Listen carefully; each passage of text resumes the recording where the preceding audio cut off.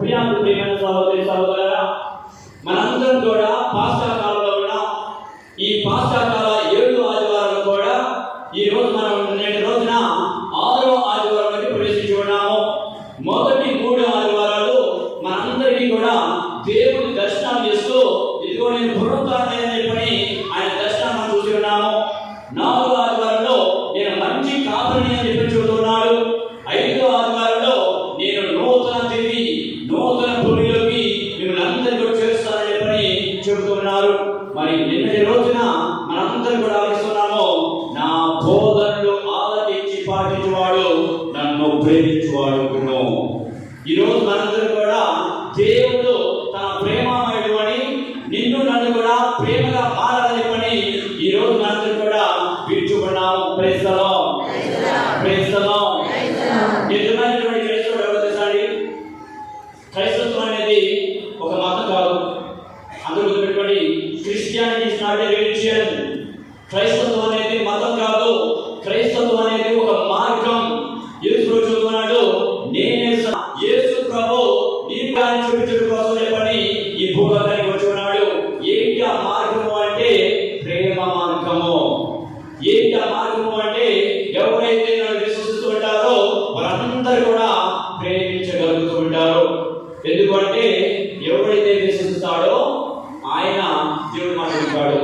ఎవరైతే దేవుడి మాట వింటాడో వాడు దేవుని ప్రేమించిన వాడు అవుతూ ఉంటాడు. Praise the Lord, praise the lord.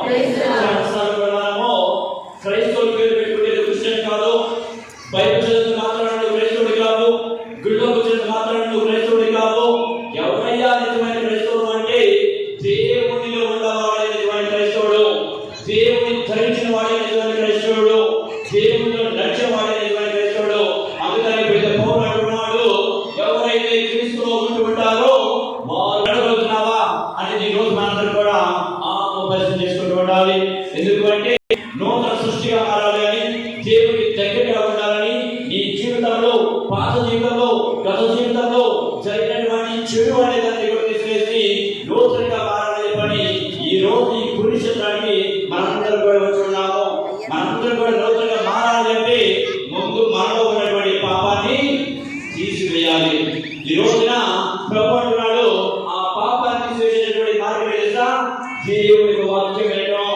నా వాక్యము శుద్ధి వంటిది, నా వాక్యము అగ్ని వంటిది, నా వాక్యము 2 అంచుల పొదునైనటువంటి కత్తి వంటిది అని చెప్పని ఆయన పలుకుతున్నాడు.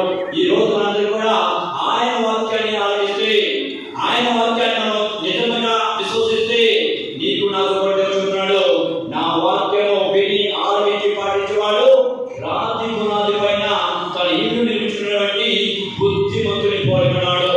చడివానలు కురిసిన, వరదలు వెలువైపారిన, పెనుగాలులు వీచిన ఆ ఇల్లు కూలిపోలేదు. ఎందుకు అంటే అది రాతి పునాది పైన నిర్మించబడినటువంటి గృహంగా ఉంటున్నది. ఈ రోజు నీవు నేను కూడా ఈ పురుషత్వానికి వచ్చినది ఎందుకు అంటే నూతనంగా మారడం అంటే నీకు తెలుసుకోవడానికి. నూతనంగా మారాలంటే నీవు దేవుని విశ్వసించాలి. అందుకు నిదర్శనము మరియ తల్లి. Praise the Lord, praise the lord.